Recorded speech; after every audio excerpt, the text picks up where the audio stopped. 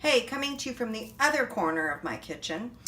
Today's a perfectly blustery day to be doing all sorts of prep work for the fridge and future meals, but I also want to make some chicken burgers tonight, and I love putting pesto in them. So today it's all about sun-dried tomato pesto.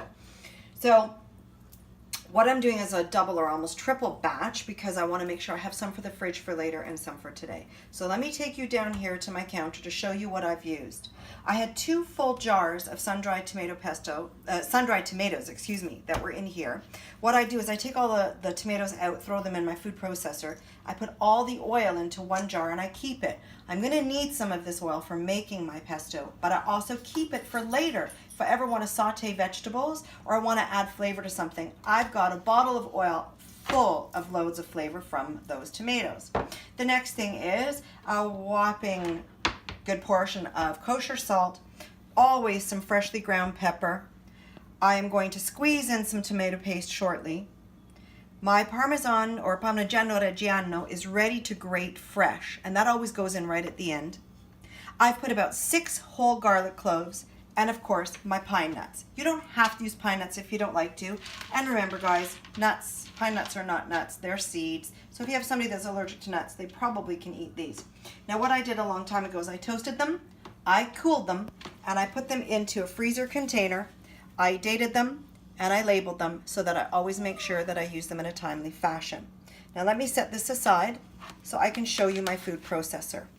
So here's my beast of a food processor. Love it, have always had one, always keep it on the counter.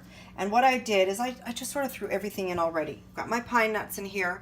I've got my garlic. I did chop up the garlic to make it a little bit easier. I have got a little bit of oil in here, but I do have to put more. I've got my salt and I've got my pepper. So what I'm going to do is I'm going to put the lid on and give it a couple of whirls and get it going. Now, what happens is this gets thick really, really quickly. And I want to make sure I have enough oil in there and I keep it thin enough so that it continues to grind everything up. So as I'm running the machine, I'm going to add some oil. Remember, all pestos call for a good quality olive oil. I'm using the one that the sun-dried tomatoes came in. And all I'm going to do at the end of all of this is I'm going to add my tomato paste. I'm going to add lots of fresh Parmesan cheese, whirl it up to get to a consistency that I like, and when I'm done, this is my last little bit. I made this pesto in February, and it stays in the fridge in a glass jar, and what I like to do is I put a layer of this olive oil on top, and that stops it from going brown or growing any mold. So I'm going to use the last little bit of this in my burgers with a little bit of the new stuff, and then I'm going to get a fresh jar and put away the remainder and date it and label it again. So I always have sun-dried tomato pesto. If you want to leave the cheese out and add cheese fresh just before you use it, you certainly can. I like to add it because as long as there's that layer of oil, nothing should go off. So that's my sun-dried tomato pesto.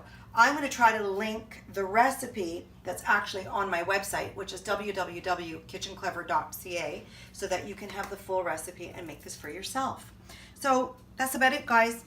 I hope to see you in the kitchen again soon, and have a good day. Ciao.